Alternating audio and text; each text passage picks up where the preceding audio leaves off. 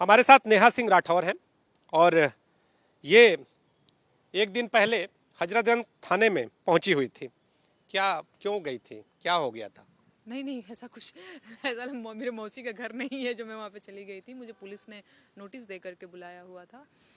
एक नोटिस आज से 14-15 दिन पहले आया हुआ था, तो तब मेरा स्वास्थ्य सही नहीं था, तो मैंने लेटर के माध्यम से प्रभारी निरीक्षक को बताया था कि स्वास्थ्य सही नहीं है।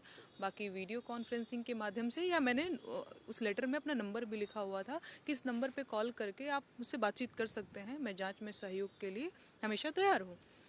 तो 14-15 दिन बीता, जैसे उसे मुझे दूसरा नोटिस भी आ गया, तो मुझे लगा कि ठीक भी मैं फील कर रही हूँ, मुझे जाना चाहिए। तो जैसे ही मैंने नोटिस देखा तो मैं हजरतगंज कोतवाली पहुँची अपना बयान दर्ज कराने के लिए। तो कल बहुत शाम हो गई थी, रात हो गई थी, तो उन्होंने कहा, प्रभारी निरीक्षक ने, जो विवेचना अधिकारी के समक्ष जो मुझे प्रस्तुत होना था बयान दर्ज कराना, तो उन्होंने कहा कि सूर्यास्त हो गया है तो अभी आपका बयान दर्ज नहीं किया जाएगा। तो फिर मैं घर वापस चली आई। मामला क्या है, किस मामले को लेकर आपको नोटिस भेजा गया, क्या पूरा मामला है? मामला ये था, पहलगाम में जो आतंकवादी हमला हुआ था, तो उस पर मैंने कुछ ट्वीट्स किए थे कि प्रधानमंत्री जी बताइए ये किसकी जिम्मेदारी है। पहलगाम में हमला हो जाता है, वहाँ पे इतने सारे सैलानियों के लिए सुरक्षा की व्यवस्था क्यों नहीं थी। तो इन्हीं सारी चीज़ों पे मैंने उनसे सवाल पूछ लिया था कि इसकी जिम्मेदारी कौन तय करेगा, है ना। तो उस पर देशद्रोह का मुकदमा दर्ज किया गया और वही चीज़ें प्रोसेस हो रही हैं। मतलब ये कोई नया मुकदमा नहीं हुआ है, शायद 27-28 अप्रैल को कुछ हुआ था मुकदमा, तो 8-9 महीना पुराना मामला है ये, जो अब जा कर के प्रोसेस में है। तो आज फिर आपको पहुंचना है, आज फिर आप बयान दर्ज कराने जाएंगी, ऐसा है क्या? नहीं अभी ऐसा कुछ नहीं है, लेकिन वो जब भी मुझे बुलाएंगे मैं हमेशा तैयार हूँ उनका सहयोग करने के लिए।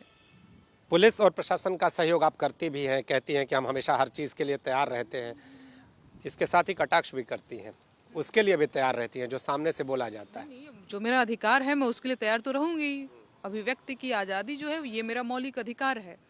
अगर इंदौर में गंदा पानी पीने की वजह से लोगों की मौत हो गई है तो हम तो सवाल आपसे पूछेंगे। अगर दिल्ली में जो है दिल्ली की हवा खराब है या देश की हवा खराब है, मतलब देश की आबो हवा खराब है, तो उसमें भी हम आपसे सवाल पूछेंगे। इसकी जिम्मेदारी जो शीर्ष पर बैठे हुए लोग हैं, जिनको लोगों ने वोट दे करके अपना जनप्रतिनिधि बनाया है, तो वही जिम्मेदार हैं, सवाल उनसे पूछा जाएगा।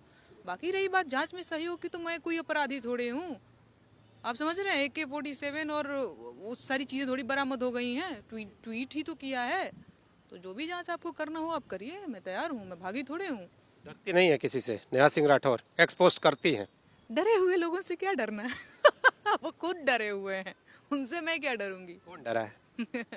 सत्ता में बैठे हुए लोग आपसे डरे? नहीं, मुझसे नहीं डरे हुए हैं, मुझसे नहीं डरे हुए हैं, सिचुएशन से वो डरे हुए हैं। वो तभी डराते हैं कि हिंदू खतरे में। आप बताइए, हिंदू खतरे में है कभी कभी? लेकिन मुझे लगता है कि हिंदू खतरे में है। हिंदू को खतरा है गंदे पानी से, हिंदू को खतरा है गंदी हवा से, हिंदू को खतरा है यात्रा करने में प्लेन से, ट्रेन से। आप मेरी बात को समझ पा रहे हैं? तो ये लोग खुद ही डरे हुए हैं, है ना, कायर लोग हैं ये। नेहा, एक चीज़ जानना चाहेंगे, अब आप क्या करेंगी? सिर्फ जांच में सहयोग या जो नोटिस आपको आया है उसका कोई जवाब, कोर्ट में जाएंगी, क्या करेंगी, अपील करेंगी? नहीं मैं अपने वकील से परामर्श लेने के बाद ही कोई भी कदम उठाऊंगी। फिलहाल तो जो है कि जांच में सहयोग करने की बात, तो उसमें मैं सहयोग करूंगी। तो नेहा ये कह रही हैं कि मुझे नोटिस आया और उसके बाद जांच में सहयोग करने के लिए मैं गई, आगे भी जाऊंगी।